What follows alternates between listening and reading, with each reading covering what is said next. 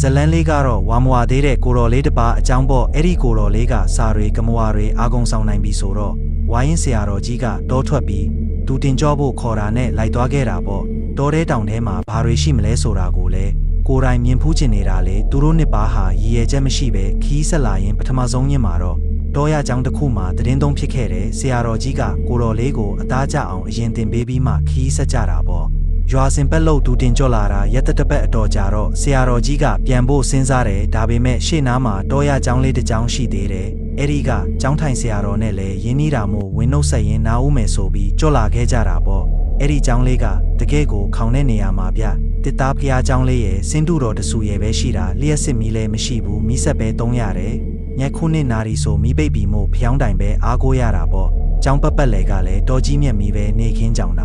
်တောင်ကျက်တီးထင်စရာကောင်းပြီးပိုးကောင်ဘေကောင်တွေရဲ့အော်တန်တွေကစူညံနေတာပဲဗျာကျောင်းထိုင်ဆရာတော်ကကိုတော်လေးကိုကျောင်းနောက်ဘက်ကစွန့်ပစ်ထားတဲ့ကျောင်းဆောင်ဟောင်းတစ်ခုမှာတွားအိတ်ခိုင်းတယ်ဆရာတော်ကြီးကတော့ကျောင်းထိုင်ဆရာတော်နဲ့အတူအကောင်းဆုံးကျောင်းဆောင်မှာသတင်းသုံးတာပေါ့ကိုတော်လေးကကျောင်းဆောင်ဟောင်းကိုရောက်တော့ဖုံတွေဘာတွေတန်ရှင်းရေးလုပ်ပြီးနေရာချလိုက်တယ်ဆရာတော်ကြီးကဒီမှာနှစ်ညအိမ်မယ်ညတိုင်းမေတ္တာတုပ်ရွတ်ပြီးအမျှဝေဖို့မှာထားတယ်လေပထမညမှာတော့နေရာတစ်ဖြစ်နေတာရဲ့ပိုးကောင်တွေရဲ့အော်တန်တွေကတခြားနေရာထက်ပိုကျယ်ပြီးထူးထူးခြားခြားဆူညံနေတာရဲ့ကြောင့်ကိုတော်လေးအိမ်မပျော်နိုင်ဘူးပေါ့မနဲ့လင်းတော့ကျောင်းထိုင်ဆရာတော်ကိုသွားကန်တော့ရင်နောက်တညအိပ်ပြီးရင်ပြန်တော့မဲ့အကြောင်းလျှောက်တယ်အဲ့ဒီမှာဆရာတော်က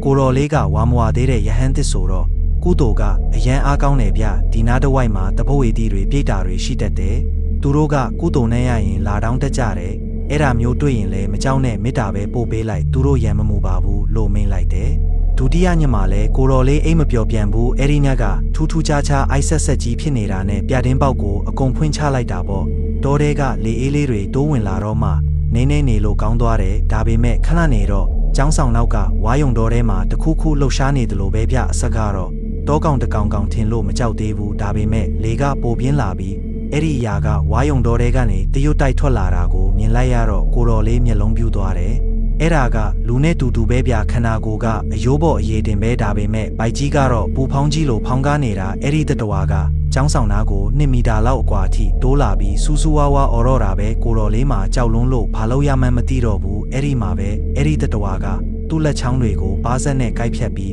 ကျောင်းဆောင်ပေါ်ကိုပြစ်တင်နေတာဗျလက်ချောင်းတစ်ဆက်ချောင်းလုံးကုန်တဲ့အထိလှုပ်ပြီးတော့မှသူ့လက်မောင်းသားတွေကိုပါကိုက်စားနေပြန်ရောမြင်ကွင်းကတကယ်ကိုယွန်ရှာဆက်ဆုပ်เสียပဲကိုတော်လေးကကြောက်ကြောက်နဲ့ကဲကြပါဦးလို့အော်ပေမဲ့ဘယ်သူမှမကြားဘူးအဲ့ဒီတတဝါကသူ့လက်မောင်းသားတွေကိုအကုန်စားပစ်လိုက်တာအယိုးဖြူဖြူတွေမြင်နေရပြီးနောက်ဆုံးတော့အဲ့ဒီတတဝါကသူ့ရဲ့ဖောင်းကားနေတဲ့ပိုက်ကြီးကိုလက်နဲ့ထိုးခွဲလိုက်တာဦးတွေအကုန်ထွက်ကျလာပြီးပုတ်စော်တွေသွေးညီစော်တွေ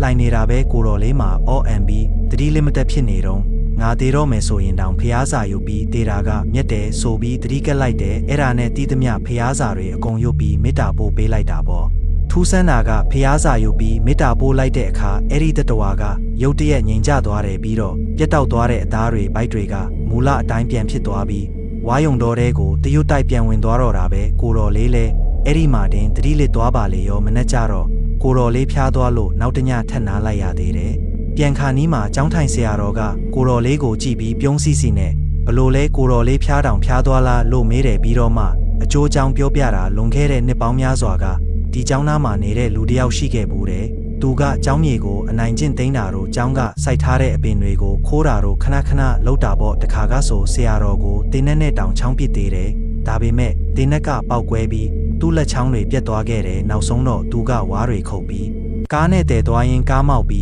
းဘိုက်ပွင့်ကတေးသွားခဲ့တာအဲ့ဒီဝင်ကြွေးတွေကြောင့်အခုထိကျောင်းနောက်မှာပြိတ္တာဖြစ်ပြီးကုသိုလ်တောင်းနေရတာပေါ့ကိုတော်လေးလဲအဲ့ဒီတော့မှဝက်ကန်ဆိုတာတကယ်ရှိမှန်းလက်တွေ့တည်သွားပြီးအမြဲတမ်းကောင်းမှုတွေပဲလုပ်ဖို့ဆုံးဖြတ်လိုက်ပါတော့တယ်ကဲဇလန်းလေးကတော့ဒီမှာတင်ပြီးပါပြီဗျာအားလုံးပဲကောင်းမှုကုသိုလ်တွေပြုနိုင်ကြပါစေကျေးဇူးတင်ပါတယ်ခင်ဗျာ